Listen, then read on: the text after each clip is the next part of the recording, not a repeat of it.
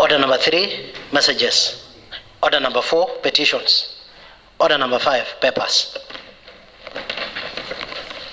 Honorable Speaker, I rise to table the following paper.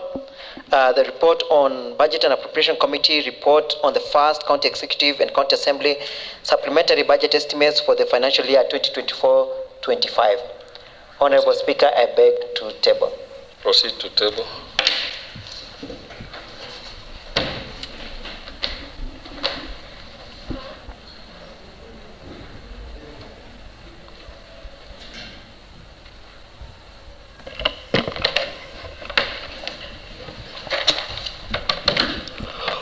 Honorable Majority Leader. Honorable Speaker, I beg to lay the following paper: the Bomet County Assembly report on the County Assembly delegation visit to the Surakchund Mela exhibition in Haryana, India, from 7th to 15th February 2025.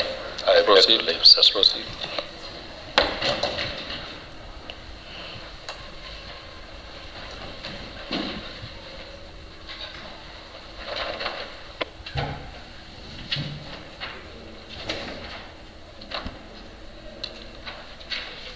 Any other paper? If there is none, then let's proceed with the next order. Order number 6, notices of motions. Honorable Speaker, I beg to give notice of the following motion: that this County Assembly notes the report of the County Assembly delegation visit to the Sarakund Mela exhibition in Haryana, India, from February 7th to February 15th, 2025. I beg to table, Mr. Speaker. Proceed.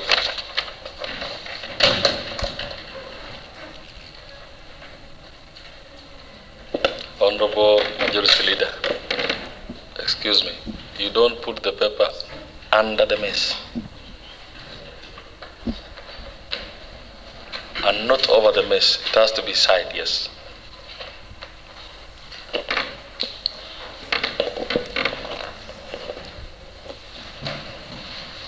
I've just noted Honorable Josephat pocketing while he's going to the house. Next time, don't do that. Proceed, Honorable.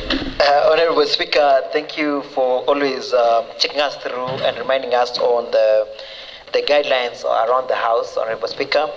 And I stand here, Honorable Speaker, to give the following notice of the motion that, Honorable Speaker, pursuant to Section 131, Subsection 1 of the Public Finance Management Act 2012, and Standing Order number 218, Subsection 6 of the County Assembly's Standing Orders, this County Assembly adopts the report of the County Budget and Appropriation Committee on the first County Executive and County Assembly supplementary budget estimates for the financial year 2024-2025, tabled in the County Assembly on Thursday, 17th April 2025.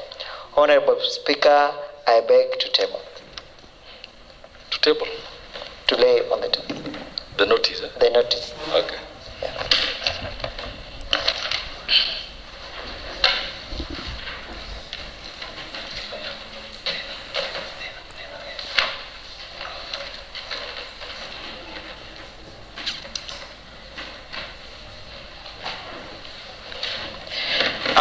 Honorable Speaker, I beg to request for a special concession to this Assembly, that the notice of motion that has been I've given and the report that I've tabled, Honorable Speaker. Is it concession or leave? Leave. You're seeking leave? Yes, seeking leave, Honorable Speaker.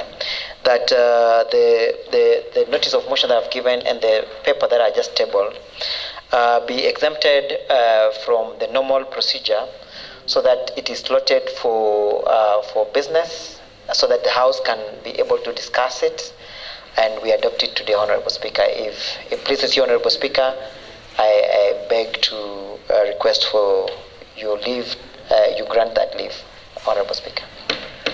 Thank you. considering that any motion that comes to the chamber has to go through the House Business Committee, I think we'll proceed with the orders the way they are. Once we are done with order number 8, 9, and 10, the House business can retreat for 20 minutes to deliberate whether we will continue or not. Thank you very much. Honorable Speaker, Is that okay with you, Chair Budget? Yes, Honorable Speaker. Thank you. It's okay. Yeah. Honorable Chichir. Mr. Speaker, I'm also rising to seek leave on the order paper sections on petition, Mr. Speaker. The petitions committee was due to give a report on petitions number 001 of 2025. That was a citizen had petitioned this assembly to consider. Mr. Speaker, Yes. last week we did ask for extension of time, which in your honor you granted us an additional 1 week to finalize. Honorable Speaker, considering the weight of the matter, I'm just rising to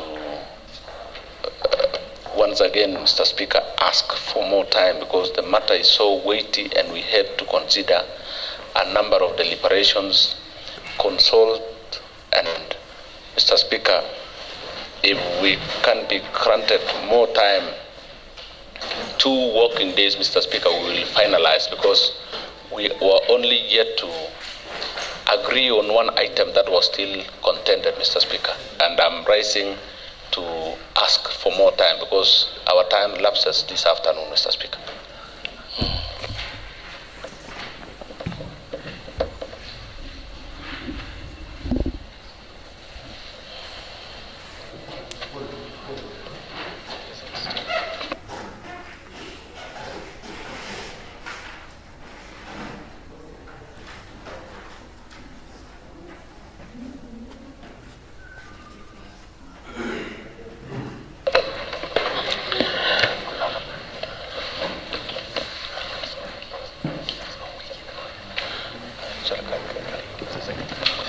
All right.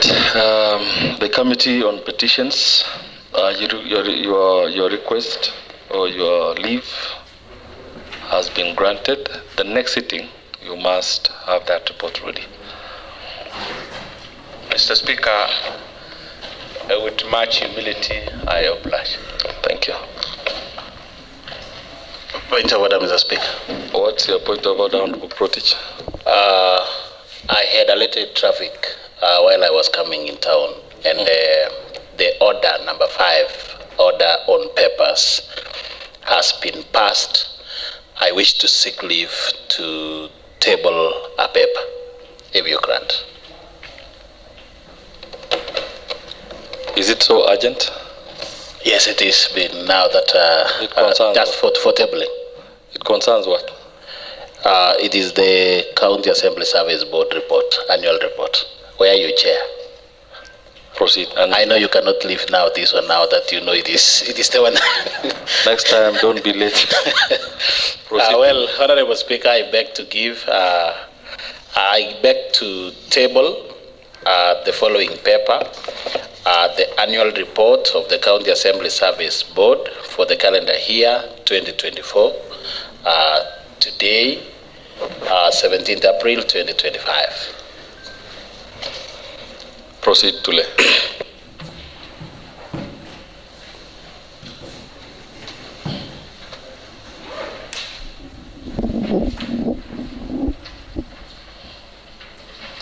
Excuse me, not through the mess. Beside the mess. No, not under the mess. It is at the sides, yes, like that. Thank you.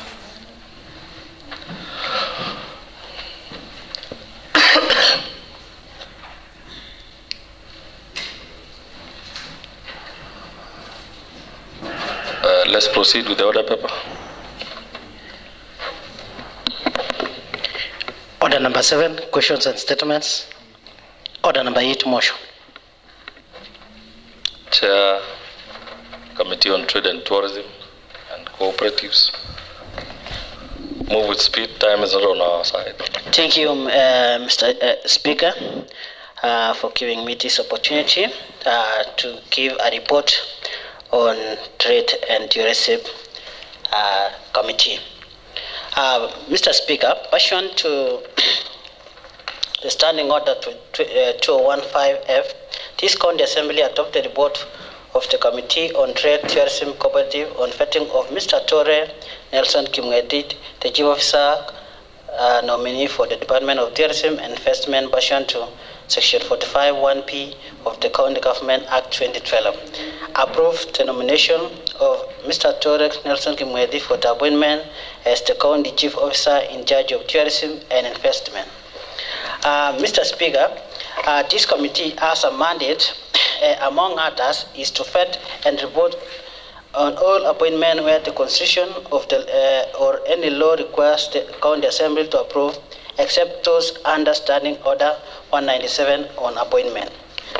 The subject areas. Honorable Chair, have you shared the report? Yes. With all the members? Yes, Mr. Speaker. Okay.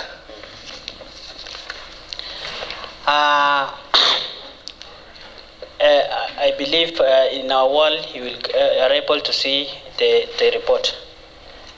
Mr. Speaker, the subject areas of the committee is to undertake the mandate provided under Standing Order 201. The subject areas are specifically on all matters relating to trade, development, and regulation, including market trade license, fair trade practice, local tourism, commerce and industry, or liquor licensing.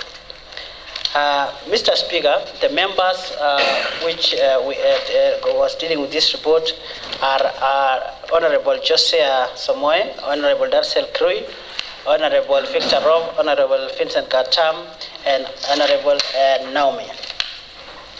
Mr. Speaker,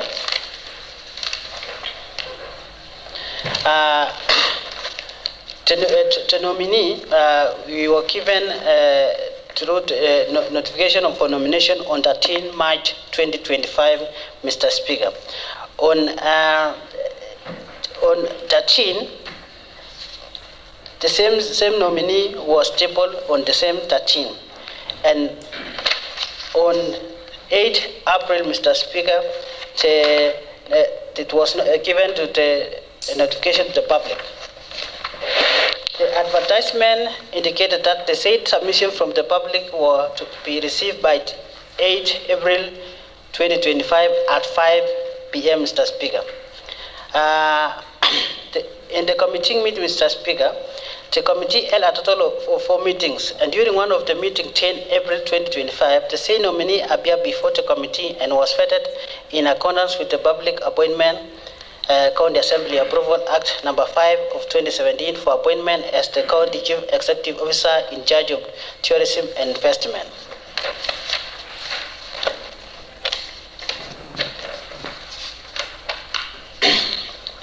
Mr. Speaker, by the close of business on 8 April 2025, the committee had not received any memoranda from the public, and therefore there was no memoranda submitted contesting the nomination of Mr. Torre Nelson Kimwedit. Under Article 73(2) of Constitution on Leadership and Integrity provide as follows: that the guiding principle of leadership and integrity include selection based on personal integrity, competency, and suitability in free and fair election, objective and impartiality in decision making, and ensuring that the decisions are not influenced by nepotism, favoritism, other improper motives, and corrupt practices. Service based solely on public interest, demonstrated by being honestly in the execution of public duties, the declaration of any personal interest that may conflict with public duties, accountability to the public for decision and action, discipline and commitment to service to the people.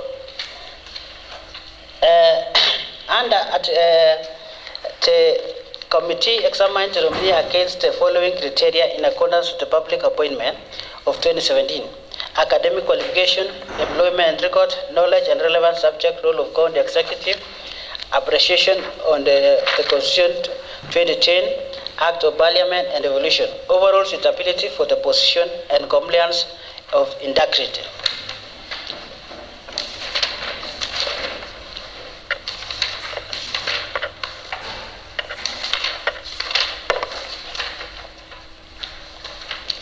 The committee observation, Mr. Speaker, after the vetting exercise, Mr. Speaker, the committee made the following observation concerning Mr. Tore Kimwetich Nelson. In integrity issues, Mr. Speaker, the committee noted the following about documents submitted by the nominee. The national ID, the nominee submitted his national ID card, confirming that he is a Kenyan citizen, Mr. Speaker. The KRA compliance, the nominee submitted valid KRA tax compliance certificate. Education loan, which held, Mr. Speaker, the nominee submitted a valid letter from educator, he was not a beneficiary. Clearance from EACC, Mr. Speaker, the nominee submitted a sworn self-declaration from EACC as required under the Leadership and Integrity Act. Clearance from the Criminal Investigation Department C24A, Mr. Speaker, the nominee submitted a police clearance certificate. Clearance from professional bodies. The nominee is a member of Organization for Social Science Society in East and Southern Africa. Clearance from Credit Reference Bureau. The nominee submitted a valid CRP clearance and certificate. County Assembly vetting questionnaire, Mr. Speaker. The nominee submitted a duly filled questionnaire indicating is a Kenyan and his place of permanent and current residence is Bomet County, Kongas East Ward, Mr. Speaker. General observation by the committee, Mr. Speaker. In terms of academic qualification, Mr. Speaker, the nominee holds a master's degree in economics from Juga University, Bachelor of Science in Agribusiness, first class honors from Juga University, Stiga, Diploma in Monitoring and Evaluation course from Webb's Institute, Mr. Speaker. In terms of communication and presentation, Mr. Speaker, the nominee possesses excellent communication and presentation skill. His impeccable knowledge on matters economics, trade, and tourism was impressive. He articulated all the questions in a manner that was understood by the committee, Mr. Speaker. Education and training in relevance to the portfolio, Mr. Speaker. The nominee proved to the committee that his education and training is relevant to the portfolio. In terms of work experience and in relation to the position, Mr. Speaker, the nominee has vast experience having served as the lecturer since 2016. He has vast experience on matters of economic management and research. He has served as an assistant head of training and has supervised quite a number of students. In terms of professional and technical skill, Mr. Speaker, the nominee possesses administration skill, having served a supervisory position in various institutions. Additional skill as by the position applied, Mr. Speaker, the nominee demonstrated that he is good communicator and he is an authority in his field. He further possesses problem-solving skill as he proposed a lasting solution to the revenue collection challenges that bedevil the county. And that, Mr. Speaker, is related to even the issue we had in the finance sector, Mr. Speaker. In first knowledge on the laws of Kenya and other guiding principles, Mr. Speaker, the Constitution of Kenya 2010 and the Revolution Law Vision 2030, the nominee is conversant with the operation of the county government, the statutes governing the county government and public service, and other guiding principles and regulation in relation to the portfolio. In terms of leadership and decree as by Chapter 6 of the Constitution, the nominee submitted the original document as required by the Constitution of Kenya 2010. He is therefore satisfied the requirement as by Section 35(3)(c) of the County Government Act 2012. And lastly, Mr. Speaker, the decision-making and problem-solving. The nominee was able to provide real and practical solutions to the problem in tourism and investment department, especially on management of county enterprise fund, of which, Mr. Speaker, last week or yesterday we were giving out the problem we have on County Enterprise Fund, Mr. Speaker. The committee findings. In terms of the committee finding, having observed the oral submission by the nominee and the document submitted to it, made the following finding. That the nominee meets the requirement of Chapter 6 of the Constitution on leadership and integrity, having obtained clearance from the following statutory bodies: the Kenya Revenue Authority, the Director of Criminal Investigation, and the Higher Education Loan Board. That his academic and professional training and experience comply with the Section 7 and 8 of Public Appointment County Assembly Approval Act number 5 of 2022. That pursuant to the Section 45 of the County Government Act 2012, the committee found the nominee suitable for the appointment of County Chief Officer in charge of tourism and investment. The committee recommendation, Mr. Speaker, at the end of vetting process, the committee made the following recommendation, Mr. Speaker. That having considered the suitability, capacity, and integrity of the nominee, and according to Section 9(2) of Public Appointment County Assembly Approval Act number 5 of 2017, the committee recommended that the County Assembly approve the nomination and subsequent appointment of Mr. Tore Kimwati Nelson for the position of Chief Officer in charge of tourism and investment. And I urge, signed by Honorable Bernard Langat, Chairperson, Committee of Trade and Tourism and Cooperative. I request Honorable Darsal Kroy, MCA Ndaraweta Ward, to second. Thank you, Mr. Speaker. I rise to support the report, to second the report by Honorable Bernard Langat. Mr. Speaker, Nelson Tore, as we have heard, is competent and of good sound mind, Mr. Speaker. In the recent past, Mr. Speaker, we've been having issues on the Department of Trade, Tourism and Cooperatives. We have tourism that is silent in the department. I hope going forward, Mr. Tore is going to use his experience and expertise to see to it that tourism department is alive in this county government of Bomet. So therefore, Mr. Speaker, I second. Thank you. Thank you very much. Over of the motion, that is the chair, trade, tourism, and cooperatives. And also the seconder of the motion, the Honorable Dansel Kirui. Therefore, I proceed to propose that pursuant to Standing Order 215F, this County Assembly adopts the report of the Committee on Trade, Tourism and Cooperatives on the vetting of Mr. Tore Nelson Kimwati to be the Chief Officer or the Chief Officer nominee for the Department of Tourism and Investment, and pursuant to Section 45(1)(b) of the County Governments Act 2012, approve the nomination of Mr. Tore Nelson Kimwati for appointment as the County Chief Officer in charge of tourism and investment. Honorable members, the floor is open for debate. Honorable Dennis. Thank you, Mr. Speaker, for giving me this opportunity. Also to support the motion mover and also the committee for coming out with a very brilliant report on the vetting of one Nelson Tore. Mr. Speaker, Nelson Tore resides in my constituency, and I can attest to this house that Nelson Tore can move the department to the next level.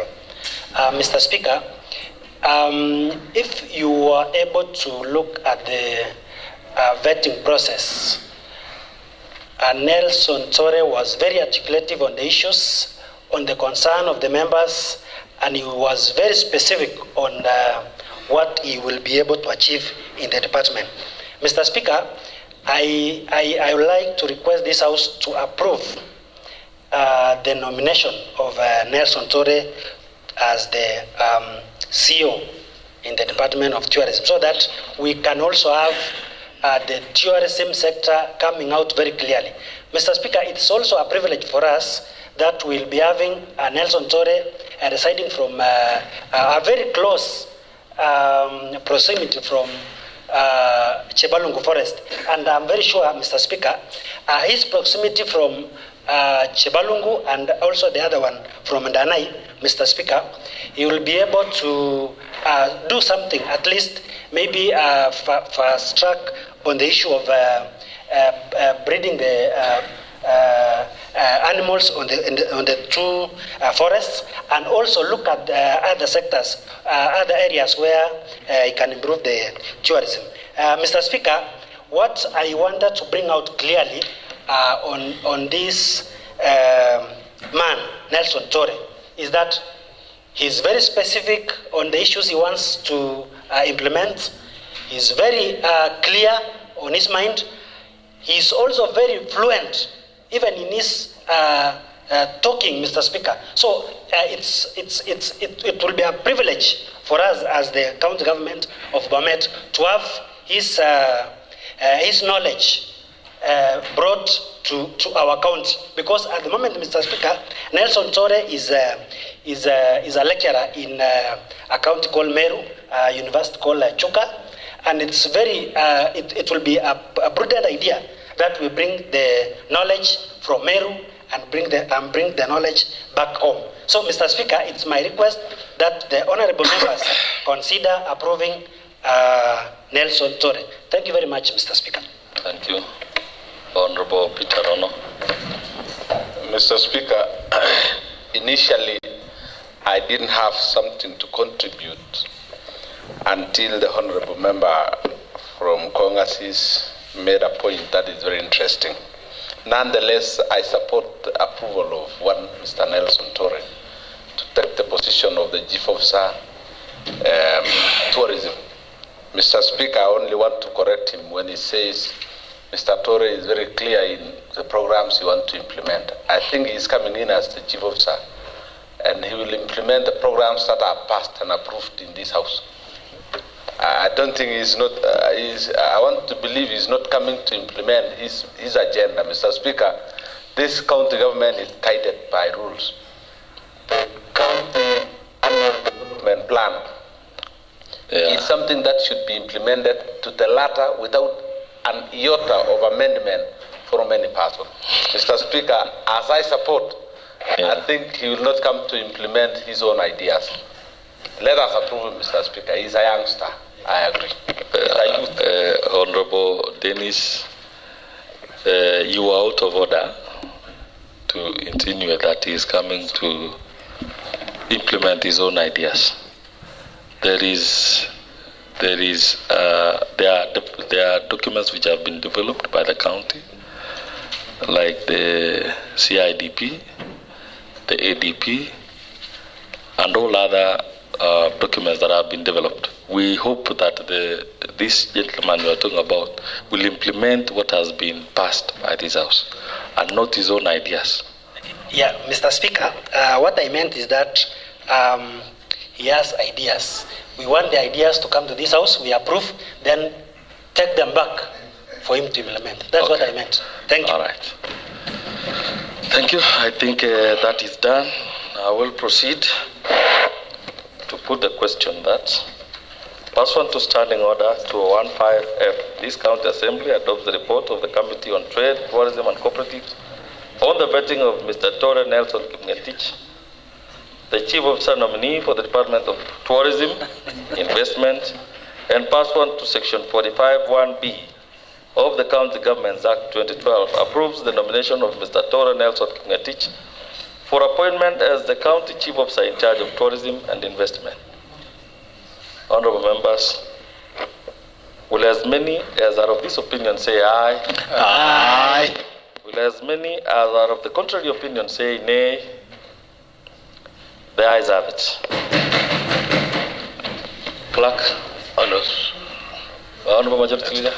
Honorable Speaker, Yes. I beg to move a procedural motion to extend that pursuant to the Standing Order 33A this county assembly resolves to extend its sitting time until the business appearing in the order paper is dispensed with. I therefore ask Honorable Kibet to second. Thank you, Mr. Speaker. I second. Thank you very much. Get me that.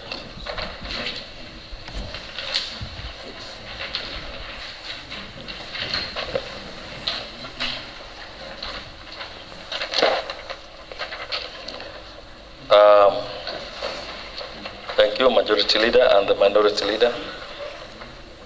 I therefore propose that pursuant to Standing Order 33A, this County Assembly resolves to extend its sitting time until the business appearing in the order paper is dispensed with. The floor is open for debate on that. All right. I proceed to put the question that pursuant to Standing Order 33A, this County Assembly resolves to extend its sitting time until the business appearing in the order paper is dispensed with.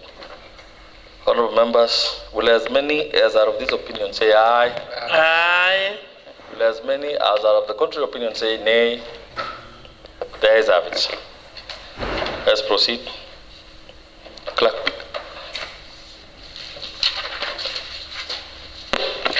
Order number 9, motion.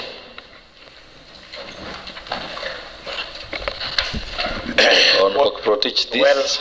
Well, It is very long. I will only read it. Okay.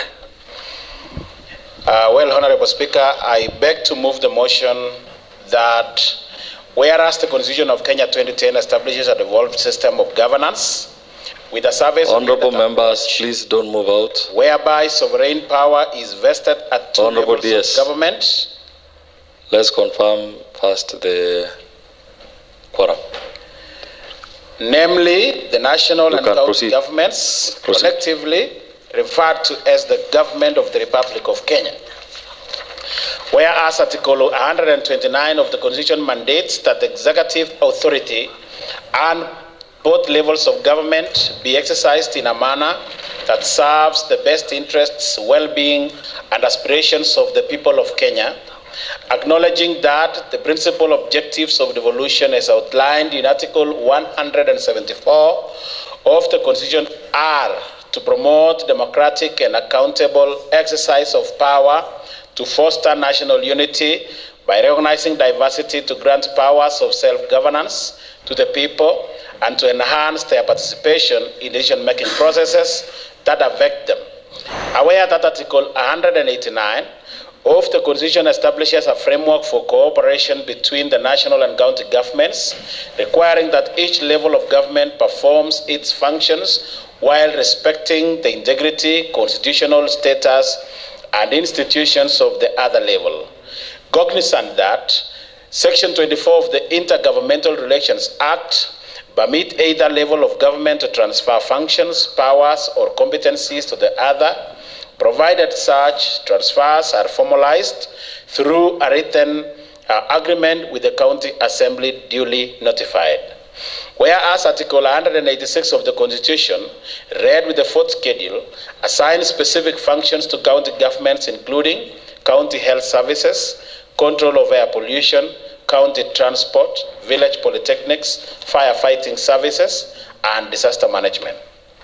Concerned that the controller of budget has halted the disbursement of bursaries for needy students, citing the classification of universities, primary and secondary schools, and tertiary institutions as national government functions under Part 1, Section number 16 of the fourth schedule. Aware that Part 2 of the fourth schedule assigns the county governments the responsibility for pre-primary education, village polytechnics, homecraft centers, and child care facilities, while the national government retains responsibility for primary, secondary, and tertiary education under Part 1 of the fourth schedule. Notwithstanding this, county government have long provided financial assistance through bursaries to support needy students, particularly at the secondary and tertiary levels, to ensure that no student is deprived of education due to the financial constraints.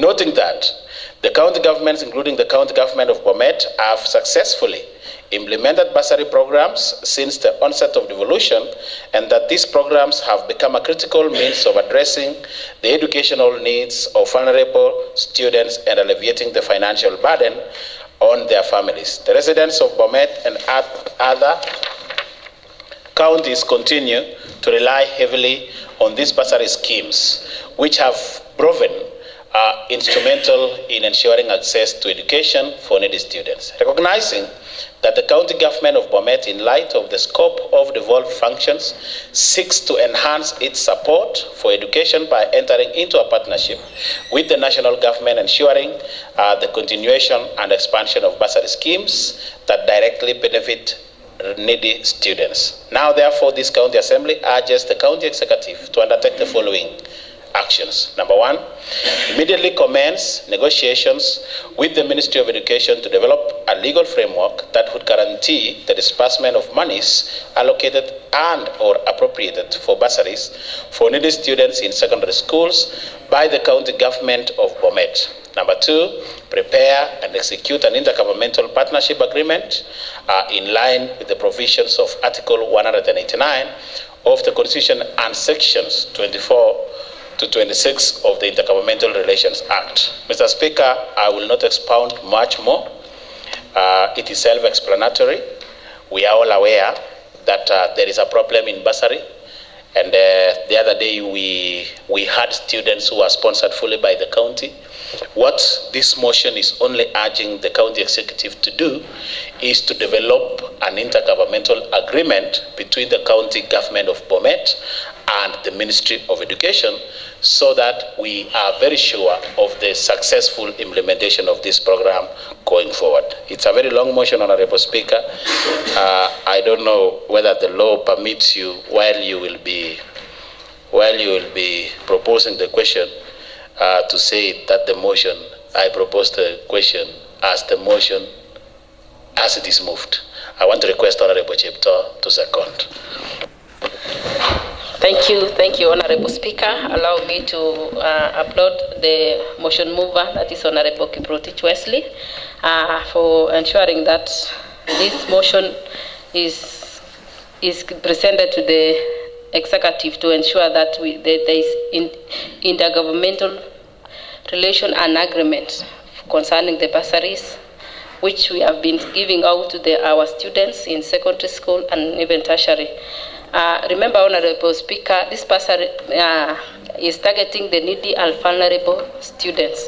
And though the county government is one of the functions of the county government, do not allow maybe to give students for secondary school. But the need in the ground is too much. That is why we suggested, we decided as the county government of Bomet that these bursaries should be distributed to our children. So that relationship, the agreement between the national government and county will assist our students so that we can continue giving out this bursary. I second the motion. Thank you very much, Honorable Protich, the mover of the motion, and the seconder of the motion, Honorable Roslyn Chepto. It is now my duty to propose a question that whereas the Constitution of Kenya 2010 established a devolved system of governance with a service-oriented approach, whereby sovereign power is vested at two levels of government, namely the national and county levels, collectively referred to as the as the government of the Republic of Kenya. Whereas Article 129 of the Constitution mandates the executive authority at all levels of government be exercised in a manner that serves the best interest, well-being, and aspirations of the people of Kenya. Acknowledging that the principal objectives of devolution as outlined in Article 174 of the Constitution are to promote democratic and accountable exercise of power, to foster national unity by recognizing diversity, to grant powers of self-governance to the people, and to advance and to enhance their participation in decision-making processes that affect them. Aware that Article 189 of the Constitution established a framework for cooperation between the national and county governments, requiring that each level of government performs its functions while respecting the integrity, constitutional status, and the institutions of the other level. Cognizant that Section 24 of the Intergovernmental Relations Act permits either levels of government to transfer functions, powers, or competencies to the other, provided such transfers are formalized through a written agreement with the county assembly duly notified. Whereas Article 186 of the Constitution, read with the fourth schedule, assigns specific functions to county governments, including county health services, control of air pollution, county transport, village polytechnics, firefighting services, and disaster management. Concerned that the control of budget has halted the disbursement of bursaries for the needy students, citing the classification of universities, primary and secondary schools, and the tertiary institutions as national government functions under Part 1, Section 16 of the fourth schedule. Aware that Part 2 of the fourth schedule assigns the county governments the responsibility for pre-primary education, village polytechnics, home craft centers, and child facilities, while the national government retains the responsibility for primary, secondary, and tertiary education under Part 1 of the fourth schedule. Notwithstanding this, the county governments have long provided financial assistance through bursaries to support needy students, particularly at the secondary and tertiary levels, to ensure that no student is deprived of education due to financial constraints. Noting that county governments, including the county government of Bomet, have successfully implemented bursary programs since the onset of devolution, and that these programs have become a critical means of addressing the educational needs of vulnerable students and alleviating the financial burden on their families, the residents of Bomet and other counties continue to rely heavily on these bursary schemes, which have proven instrumental in ensuring access to education for needy students. Recognizing that the county government of Bomet, in light of the scope of devolved functions, seeks to enhance its support for education by entering into a partnership with the national government, ensuring the continuation and expansion of bursary schemes that directly benefit the needy students. Now, therefore, this county assembly urges the county executive to undertake the following actions. A, immediately commence negotiations with the Ministry of Education to develop a legal framework that would guarantee the disbursement of monies allocated and appropriated for the bursaries for needy students in secondary schools by the county government of Bomet. B, prepare and execute an intergovernmental partnership agreement, IPA, in line with the provisions of Article 189 of the Constitution and Sections 24 and to 26 of the Intergovernmental Relations Act. Honorable members, the floor is open for debate.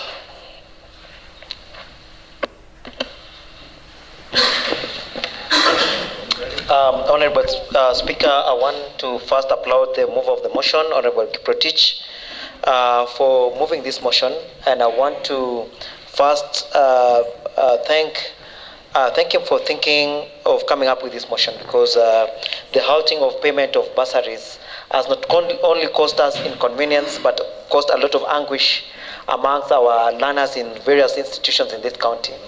And Honorable Speaker, this county assembly is on record supporting the governor while he was championing payment of bursaries to our learners in various institutions, Honorable Speaker. Honorable Speaker, intergovernmental partnership agreements are very important. And Honorable Speaker, why we are supporting this motion is because we want to see that national government functions and the county government Honorable members are moving out. Synergize so that we are able to achieve meaningful development in our counties, Honorable Speaker.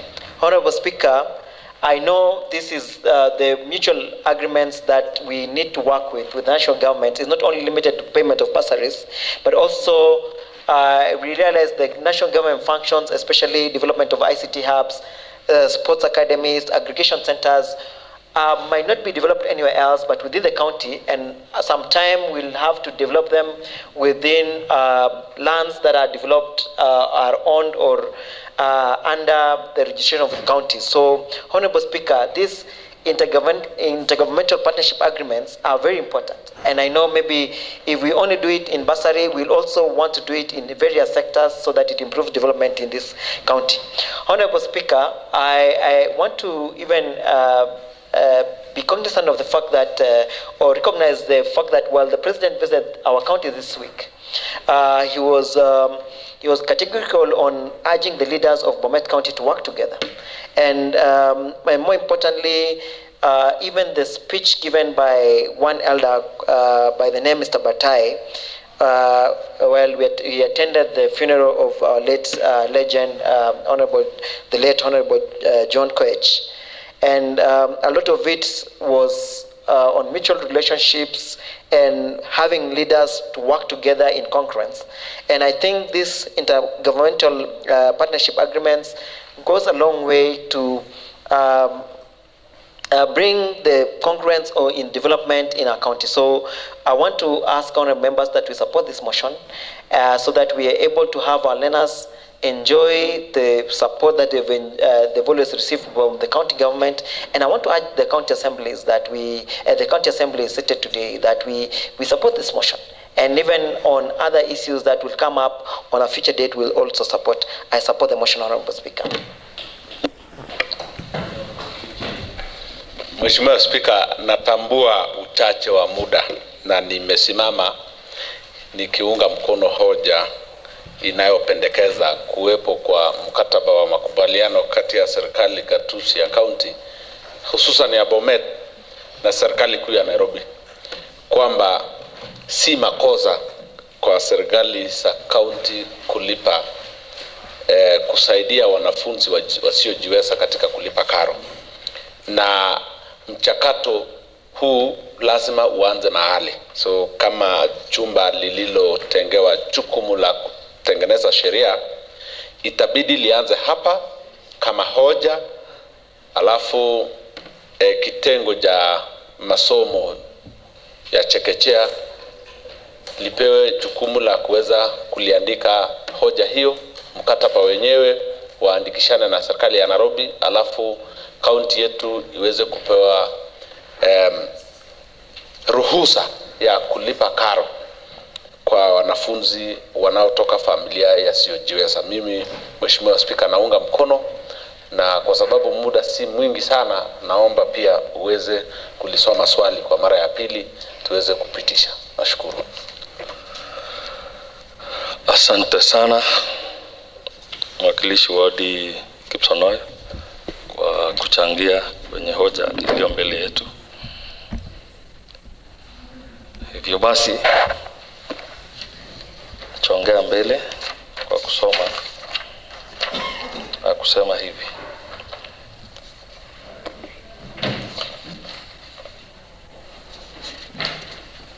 I therefore put the question that whereas the Constitution of Kenya 2010 established a devolved system of governance with a service-oriented approach, whereby sovereign power is vested at two levels of government, namely the national and county levels, collectively referred to as the government of the Republic of Kenya.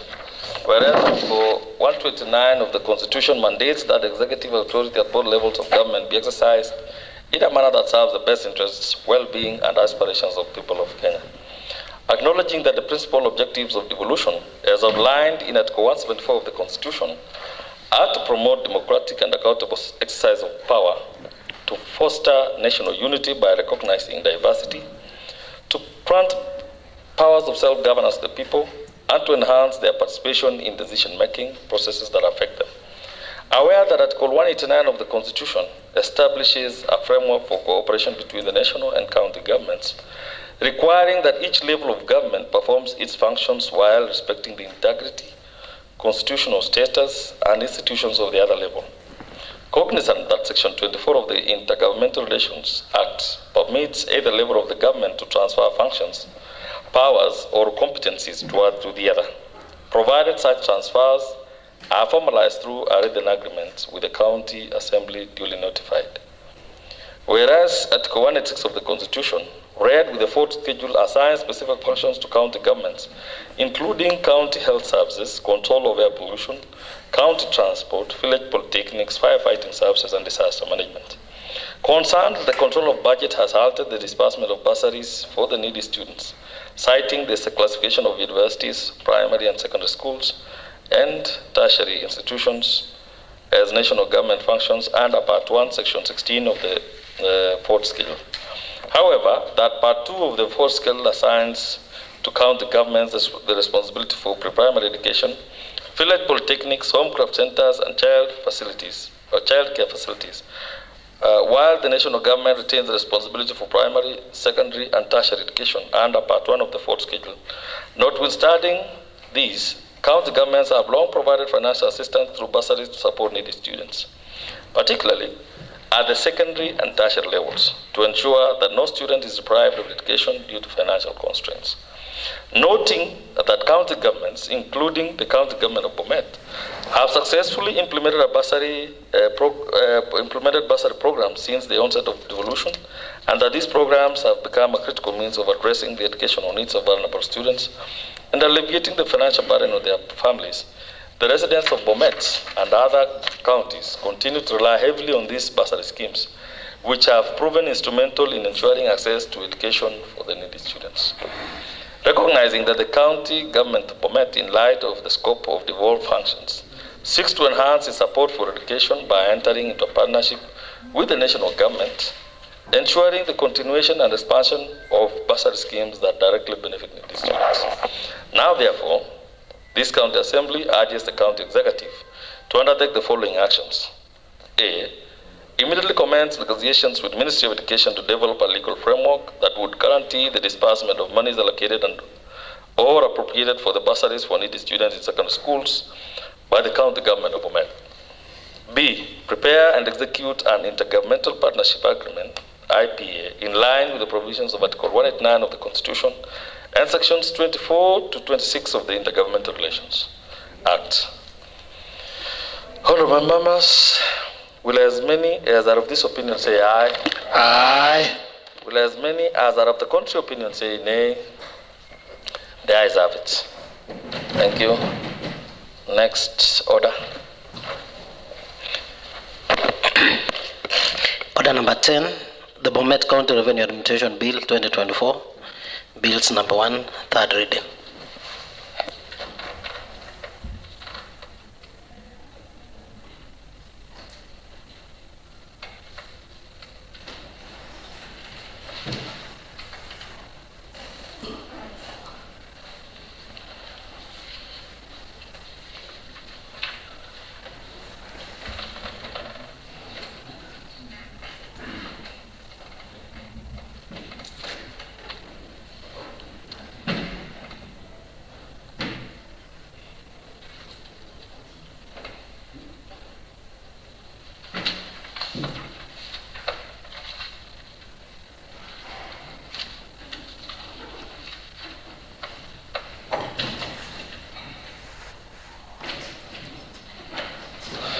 Honorable Majority Leader, will you be affecting the quorum?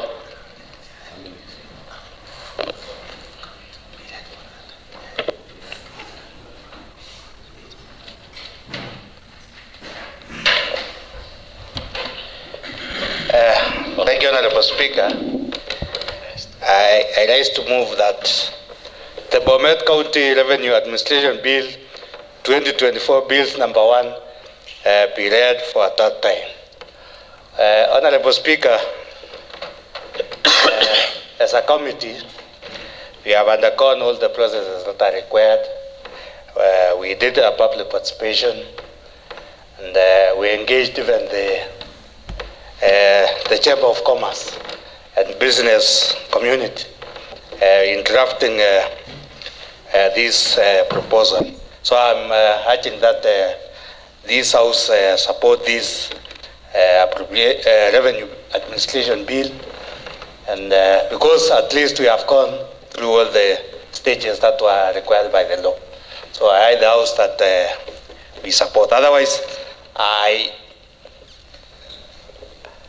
request the Honorable Peter to second. Honorable Speaker, I rise to second that the Bomet County Revenue Administration Bill be read the third time. Thank you very much. Clerk.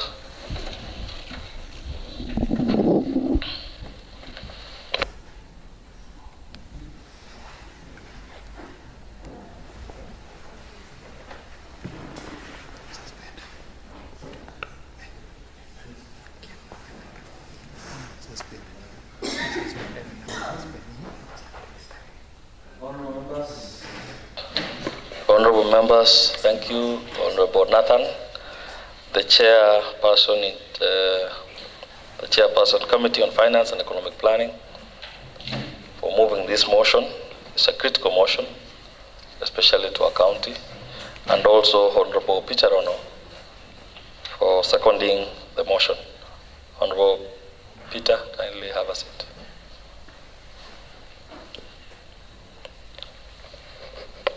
So, I therefore propose that Bomet County Revenue Administration Bill 2024, Bill number 1, be read at that time. The floor is open for debate.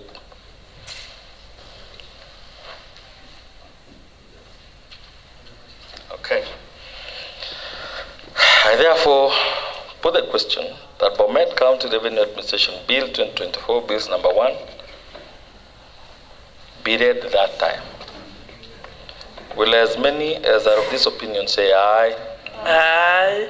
Will as many as are of the contrary opinion say nay? The ayes have it.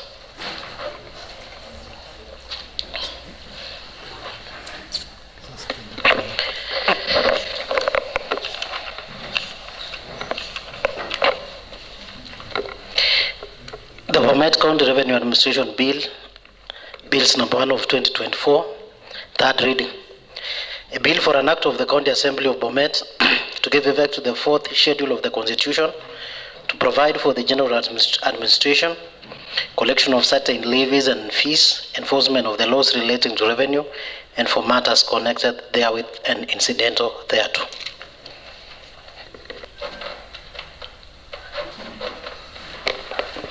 Thank you very much, Clerk.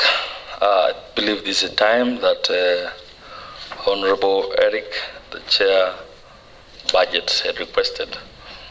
I want to urge the members of House Business Committee to meet in the next 2 minutes. We have a break of 10 minutes. So,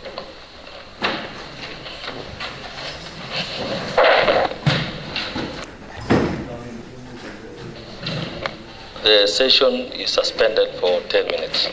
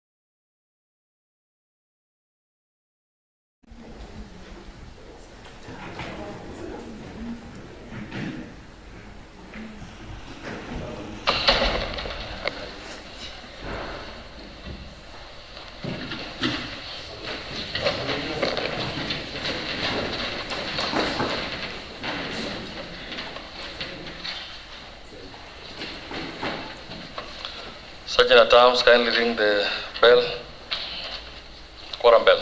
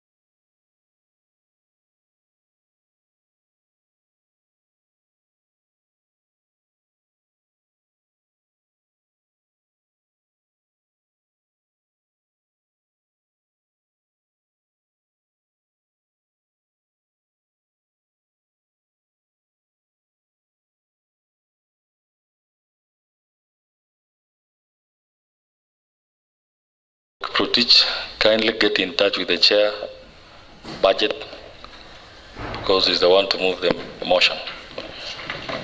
As long as it is here, I can even do it. I can move it. Thank you.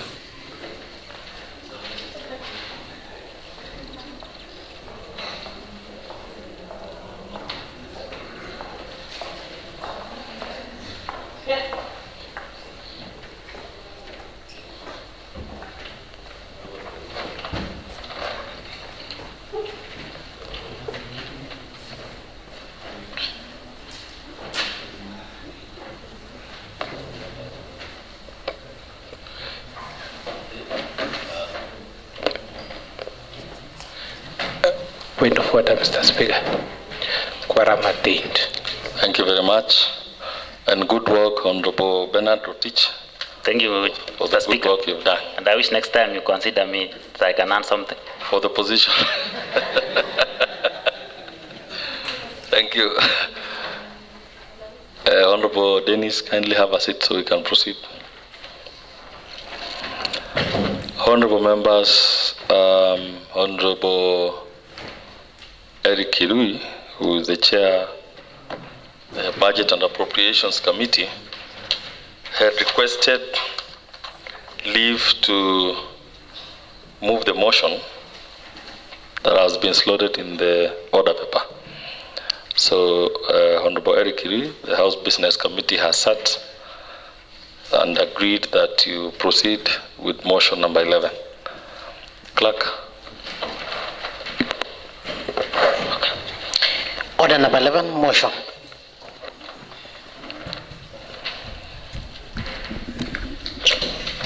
Honorable Speaker,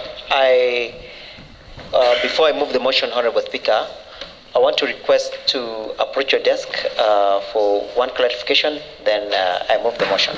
Proceed.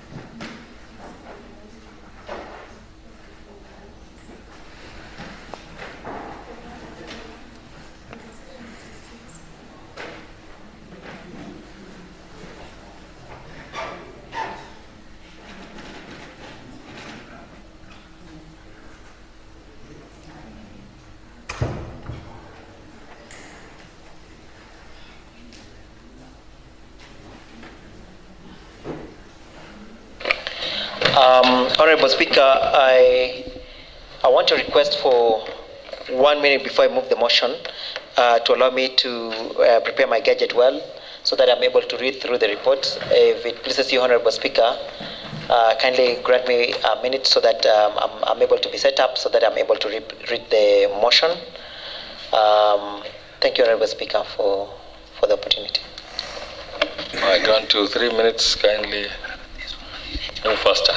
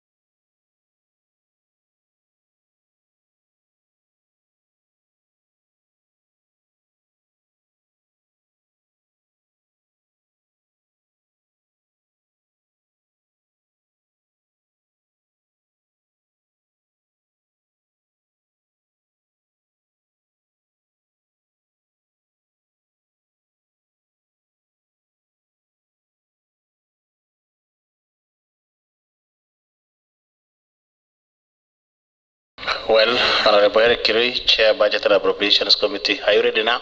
Yes, Honorable Speaker, I'm ready. Can the clerk confirm the quorum?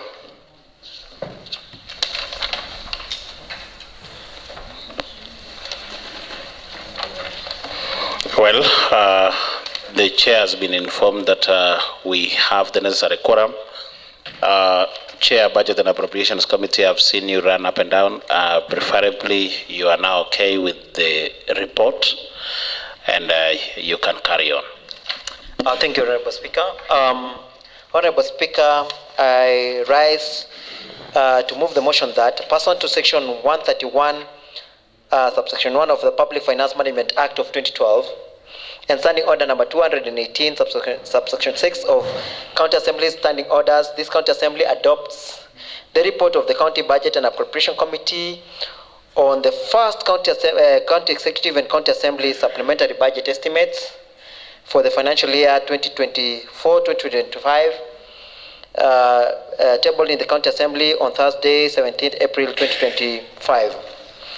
Honorable Speaker, I first want to most sincerely take this opportunity to, on behalf of the members of committee on budget and appropriation, to present to the Assembly the committee's report on the budget on Bomet County Assembly's first supplementary budget for the financial year 2024-2025 as per Section 135 of the PFM Act of 2012 and in accordance with the County Assembly's standing orders.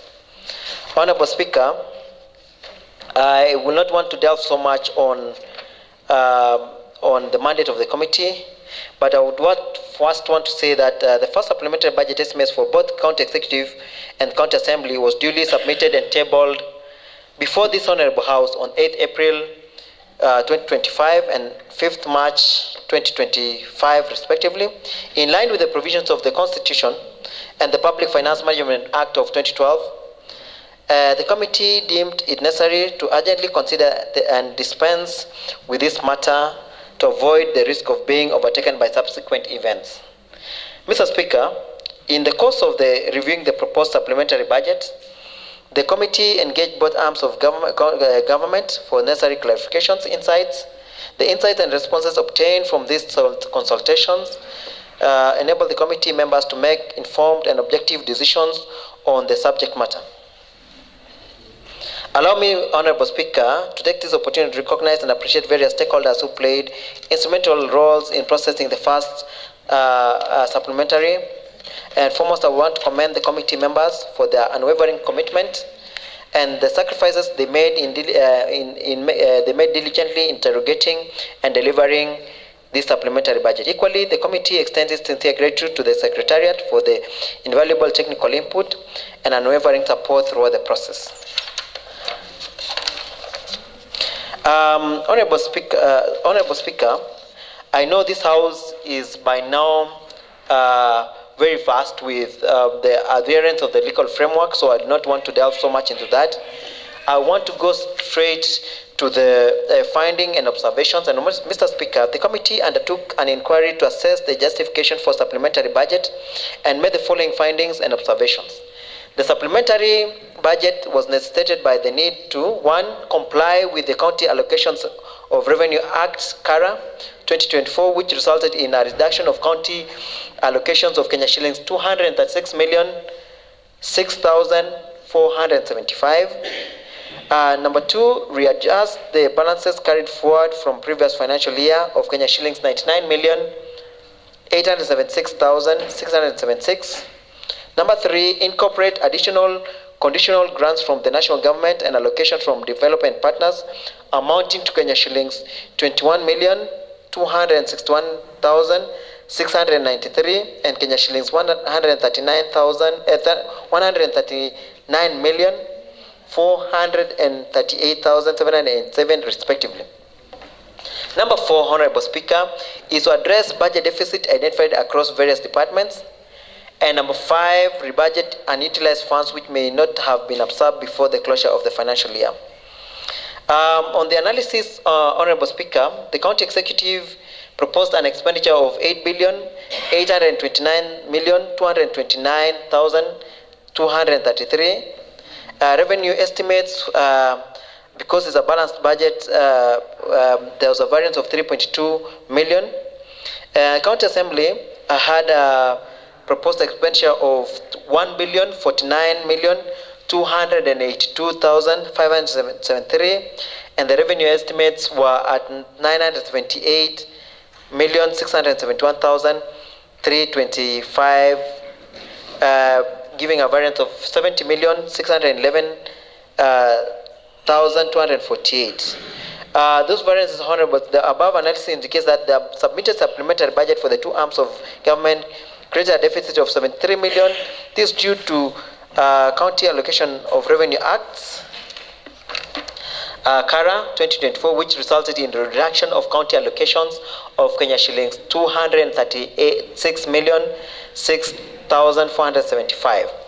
Section 107 of the PFM Act of 2012 on Fiscal Responsibility Principle provide for mandatory adherence to the balanced budget.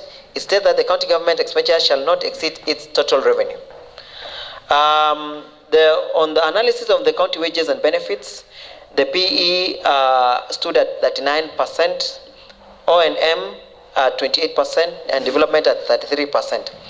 Analysis of the above levels reveals that the ratio of the county government expenditure on wages and benefits to its officers has been proposed at 39%. PFM Act, through its regulation 25 subsection 1B, sets a ceiling on the county government expenditure on wages, benefits at 35% of the county's total revenue.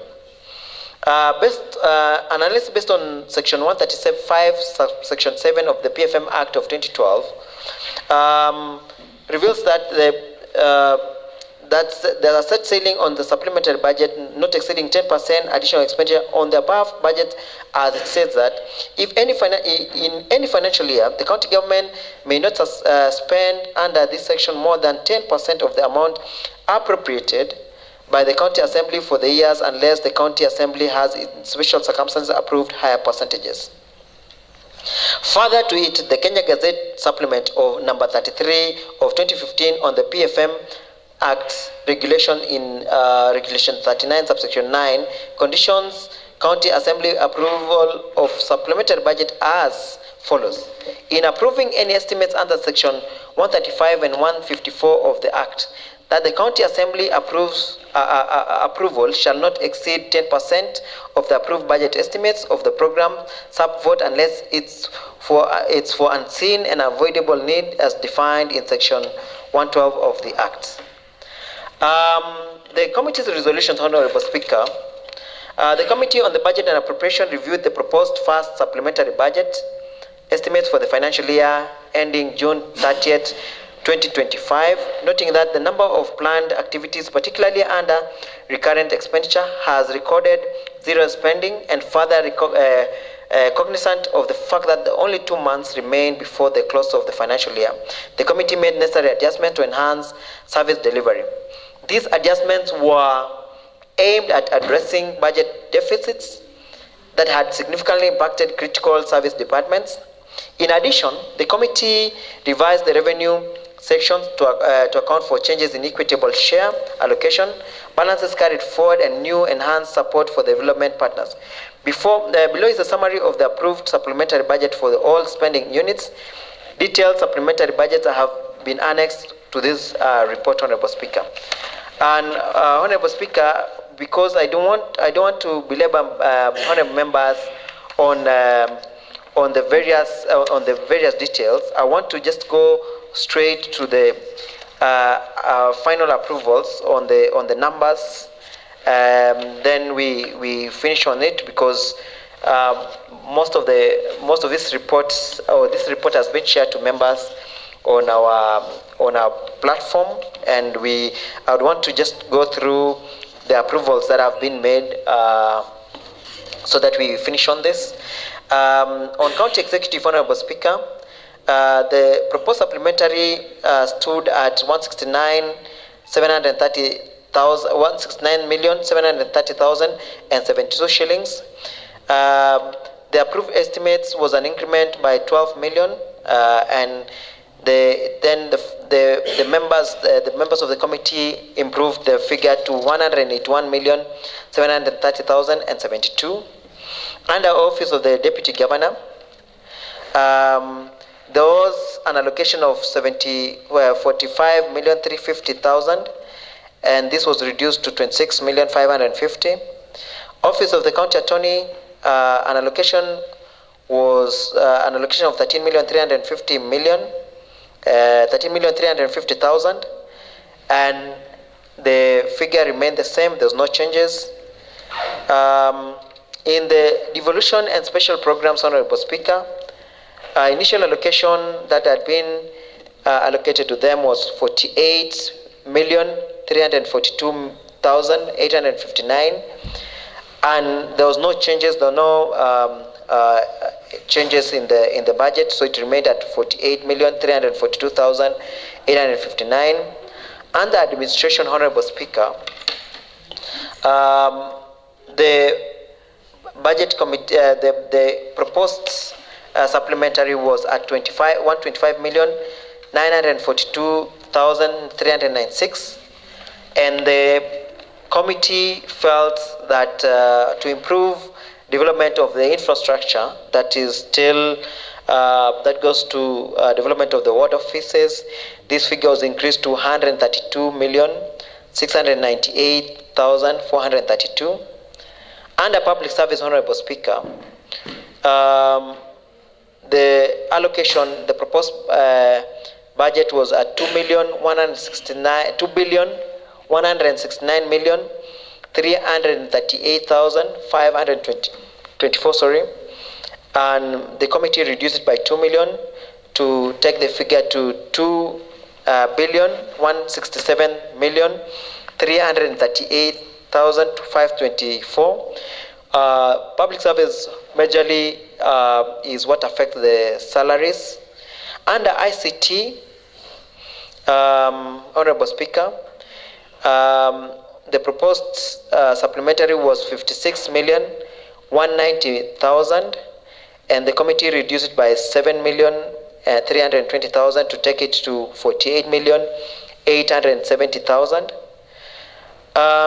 Under finance, the proposed supplementary was at 200,885,173, and the committee reduced it further by 21,968,500 to take it to 178,916,673.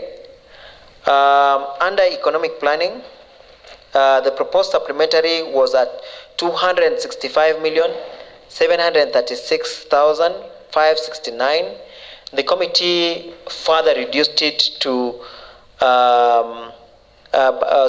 reduced it by 16,037,465 to take it to 449,699,104. And all this, Honorable Speaker, has broken down into operation maintenance and others in development. So I don't want to just go into the details. I'll just go to on the top line. Lands, housing, and urban planning. Proposed supplementary was at 305,904,886. Committee reduced it by 45,490,000 to go to 260,414,886. Under the Department of Gender, Culture, and Social Services, the budget that was proposed was at 53,337,261, and this remained the same. The committee did not reduce on this department. Under the Department of Medical Services and Public Health, Honorable Speaker, the proposed supplementary was at 2,329,422,924. This was reduced by 26 million to take it to 2,303,422,924. Under education and vocational training, the proposed supplementary budget was at 426,737,070. The committee increased it by 34,500,000 to take it to 461,237,070. Under youth and sports, Honorable Speaker, the proposed supplementary was at 43,853,610.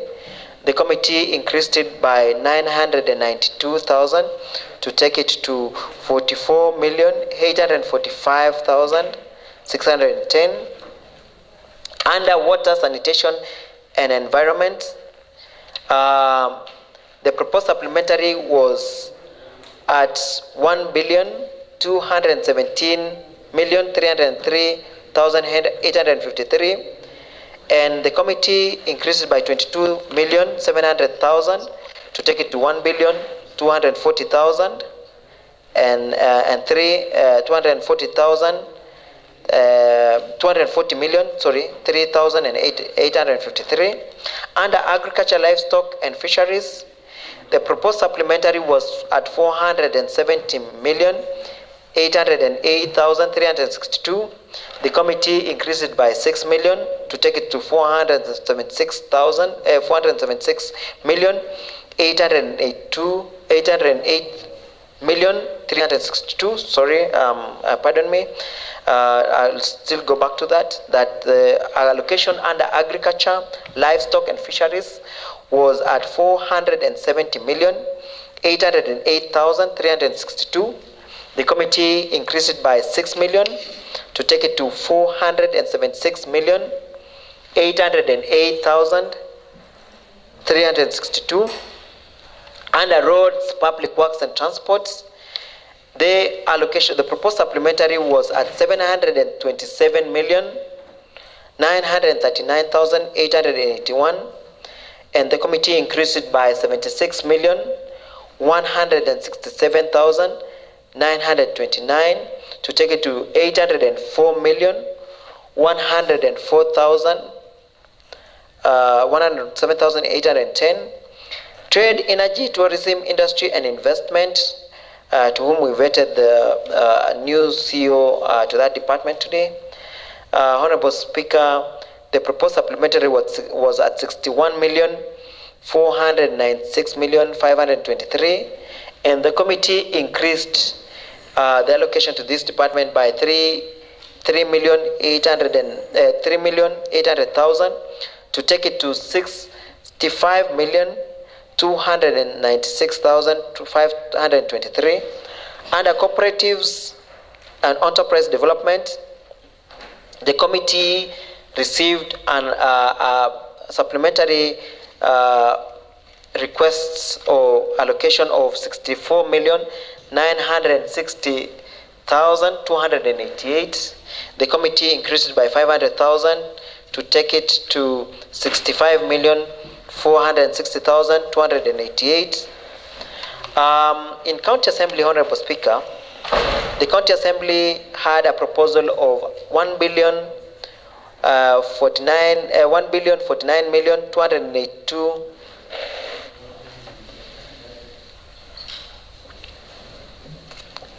Sorry, I'll go back again, Honorable Speaker, that the County Assembly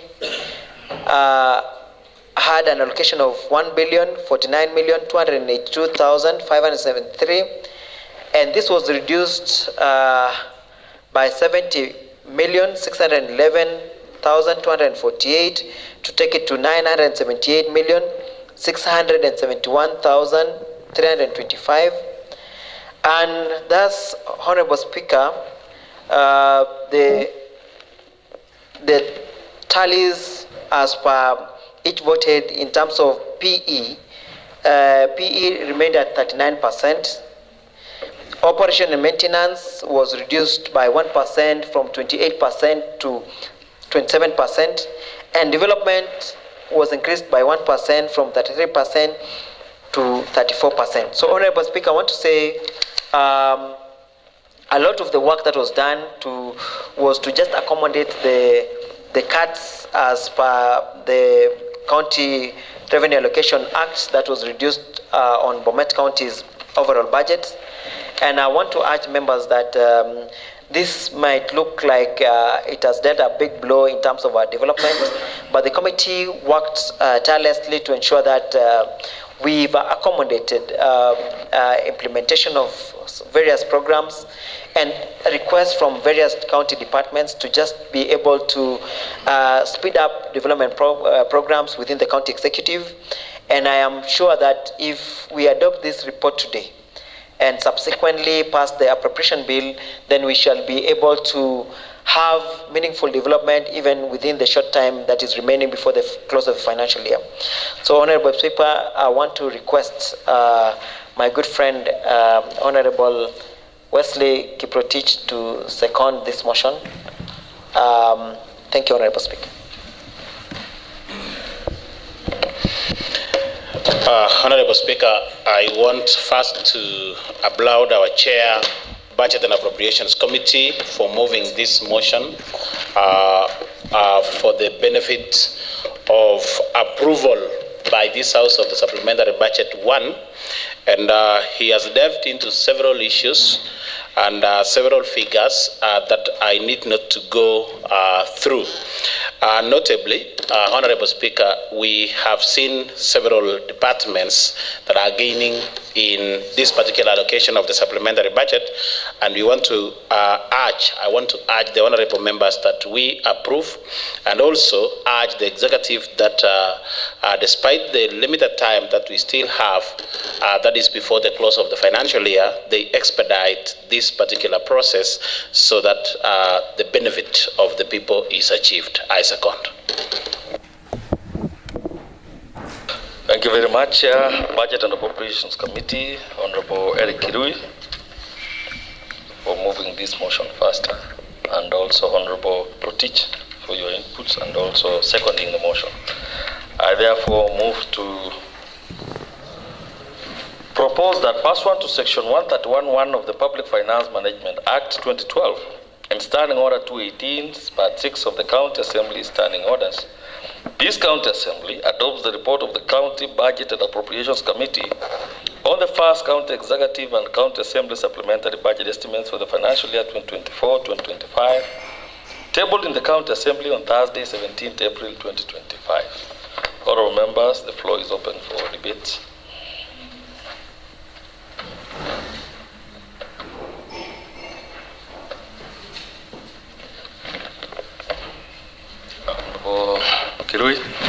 Honourable Speaker, I rise to support the report that has been presented by the Chair Budget. This report is, as presented, is balanced and is addressing the key areas in the budget, and especially roads, health, water. I think this report also has been shared by most of the members, and at least there are some amendments that were necessary were addressed.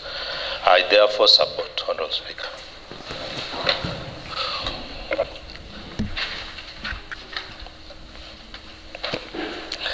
Thank you very much all for your contributions on this very important document. I therefore proceed to put the question that pursuant to Section 131(1) of the Public Finance Management Act 2012 and Standing Order 218, Part 6 of the County Assembly Standing Orders, this County Assembly adopts the report of the County Budget and Appropriations Committee on the first County Executive and County Assembly Supplementary Budget Estimates for the financial year 2024-2025, tabled in the County Assembly on Thursday, 17th April 2025. Honourable members, will as many as are of this opinion say aye? Aye. Will as many as are of the contrary opinion say nay? The ayes have it.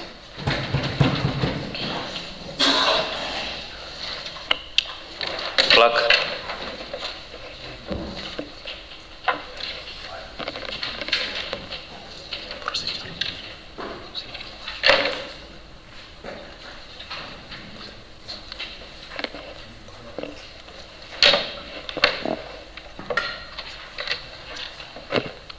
I'm told Majority Leader, you have something?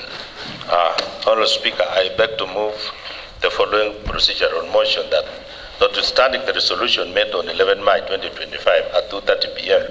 approving the County Assembly calendar, regular session 2025, and pursuant to the Standing Order 33C of the County Assembly Standing Orders, this County Assembly resolves to alter its calendar so as to sit on Thursday, 24th April 2025 at 9:30 a.m. the morning sitting and at 2:30 p.m. for the afternoon.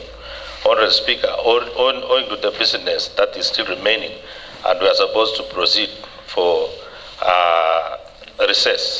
short recess, I beg this House that they approve this so that we have a special sitting on this date, Thursday, 24th April 2025 at 9:30 a.m.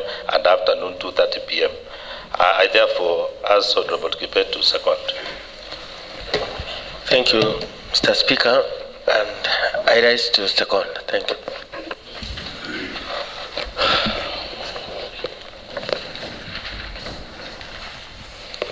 Thank you very much, Honorable Majority Leader, Honorable Paul Kirui, for this motion that you moved, and also Honorable Debate Netich for seconding this motion. I therefore propose that, notwithstanding the resolution made on 11th March 2025 at 2:30 p.m., approving the County Assembly calendar, regular sessions 2025, and pursuant to Standing Order 30, Part 3C of the County Assembly Standing Orders, this County Assembly resolves to alter its calendar so as to sit on Thursday, 24th April 2025 at 9:30 a.m. for the morning sitting and at 2:30 p.m. for the afternoon sitting. The floor is open for debate, honorable members.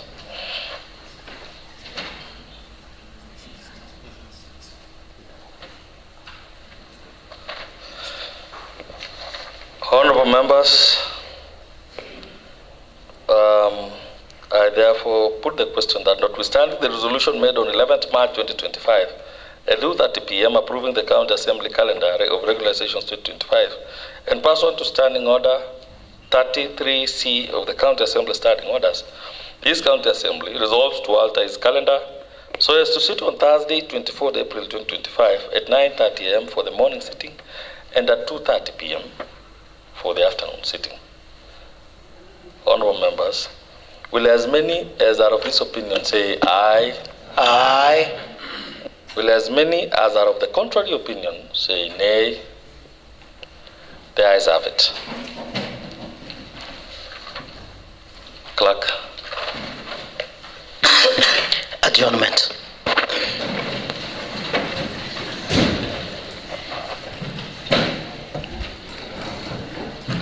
Honorable members, this sitting is adjourned up to Thursday, 24th April at 9:30 a.m.